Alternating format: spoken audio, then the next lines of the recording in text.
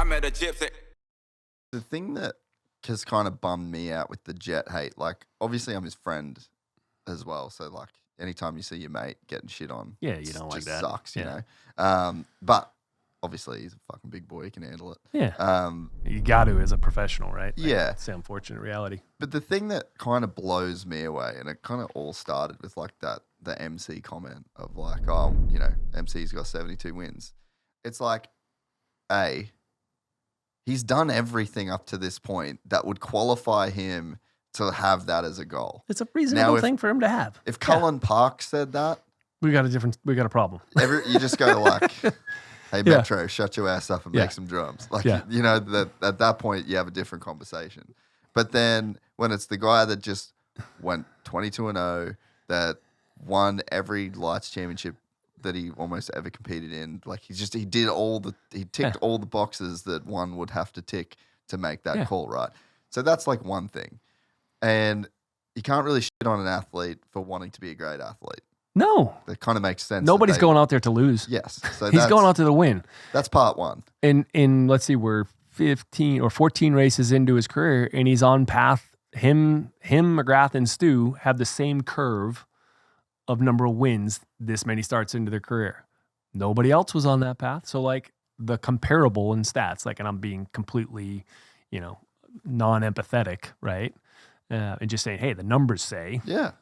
Is it premature? Absolutely. Like, is it completely reasonable? But is it tracking? Yeah, it's 100% tracking. And you know what? As a goal, I don't see why it shouldn't be a problem to have that as a goal. Lucas's voice is over my shoulder right now, like yelling at me. He's going to love this. He's just yelling at me right now, like, come on.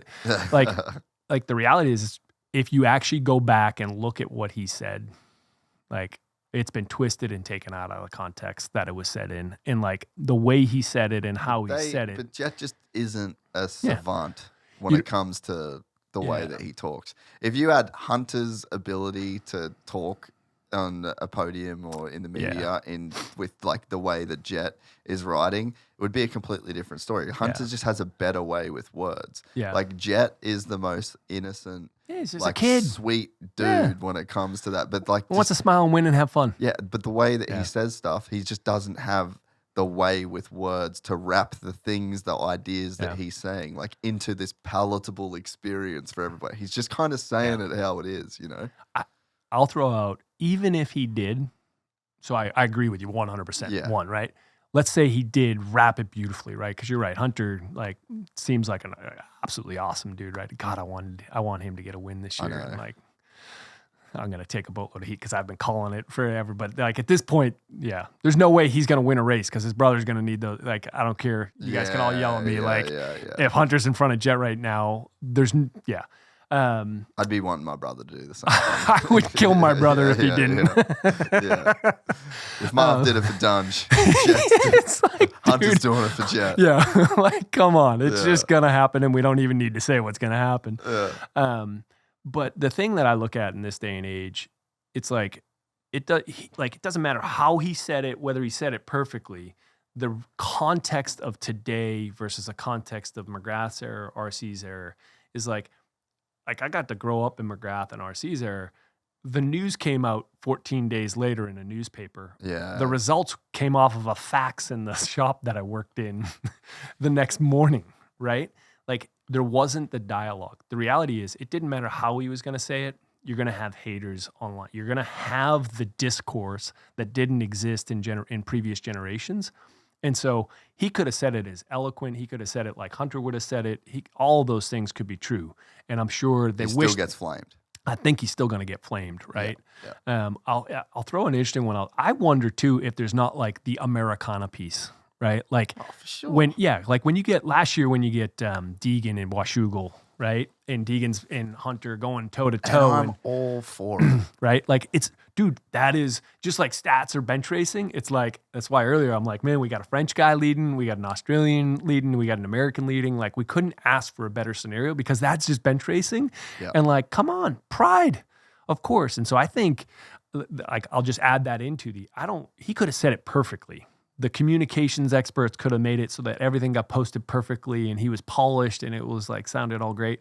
And the reality is he's still going to get shit on. Yeah. Right. Like that's just part of it. And I think some of that is, some stuff that people don't even know around nationalism and their pride. And then some of it is just like, people are going to be like, I don't like Jett. Yeah. And people are like, I don't like Eli. And you can, well, it's just generations too. Like I said a thing that one of my editors, it was a great piece of content, got a lot of views, but it was basically me just calling them all pussy boys.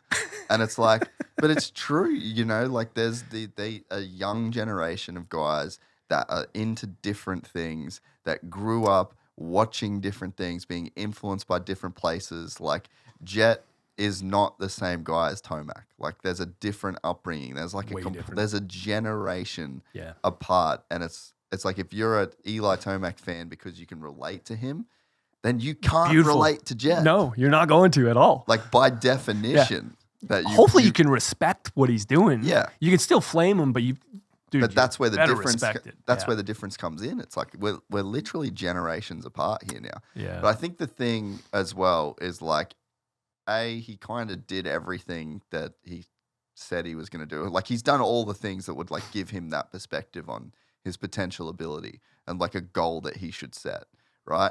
But then on the flip side, as a fan, you just go, even if I like or don't like this kid, when has the sport grown the most? When there was an extremely dominant young champion. Yeah, I mean, that's it.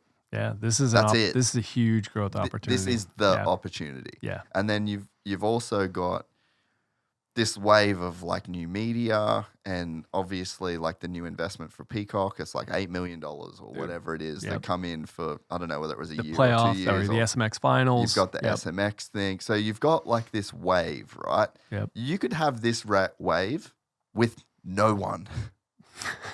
Yeah. You could have this wave. Yeah. You could have all of this and Eli, Perfect Cooper, story. and Kenny all retire and there's just nobody there. But you've got this new wave of everything. You've got the series coming together. You've got $8 million of new investment from just one place.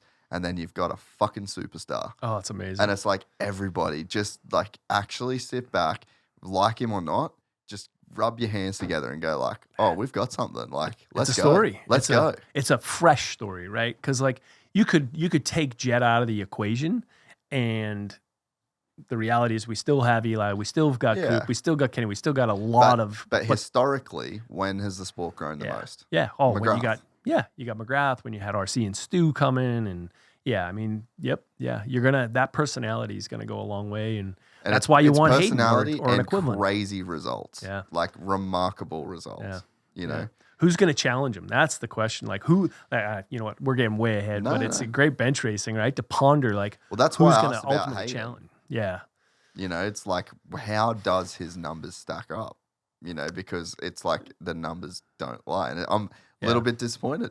Yeah. I'll go through and I'll send you, like, I'll do at the end of this season, like, where's the apples to apples? Yeah. Yeah. The reality is, like, it's just so early. And again, I'll just say, like, for sure. Yeah. Hey, Cooper Webb, the numbers wouldn't have, like, yes, he won his championships, but his numbers, the stats it's rare where the stats don't 100% kind of highlight, like, clearly this is incredibly special. Yeah. But guys, it happens, and you've got those rare times. And again, he's second in the championship. He's got 2 wins this year. Like, he's clearly delivered. And he was hurt. Yep. Like, so Jett had a broken collarbone to deal with. That just basically put him out for those races. So he's kind of like just null and void, you know. But like, Hayden was hurt this year. He said he was hurt. Like, none of us know how much that actually bothered him. Yeah. You know, so is there just this season of, you know, like he's not that fast this year because he's literally hurt? Yeah. We're going to find out. I think it's interesting to ponder, though, right? Like guys like Levi Kitchen. Levi, year, I mean, what do you think? What does his numbers say this year? Because it's impressive. Dude. Yeah, he's fast. There's an example of one where like it became very clear around the second or third round that he had speed. Like you started to see like this incredible speed during the qualifying and incredible speed during the heat races, and it's like, oh, there it is. And then all of a sudden, last year the graphics in the stories I was writing in a preview doc, right, for the staff was like, Levi is Mr. Inconsistent. One week he's on the podium, the next week he's 12th. And it all was based off of his starts. You look at his starts and it's like, oh my God, he couldn't put 1 week to the next week together, right? I don't think I'm talking out of line here, but like he was super inconsistent. This year, all of a sudden, every week is a freaking amazing week. And the speed's there, the stats show it, the numbers show it. So I think Levi is maybe the first one that, he's going to get to see what Jett's doing and learn from Jett, where hasn't necessarily developed his repertoire like some of these other guys who are having to learn something new later in their career, which we all know is way the hell harder than learning early on and just making it your first step. So I don't know. I think Levi looks like one of those ones. We're excited to announce the launch of our new membership site, gypsytales.com, packed with exclusive content and perks that you won't find anywhere else. This is your chance to become a part of the Gypsy Gang. And as a special bonus, if you sign up to an annual membership, you'll be entered into the draw to win our custom-built TC125. Gypsy Gang.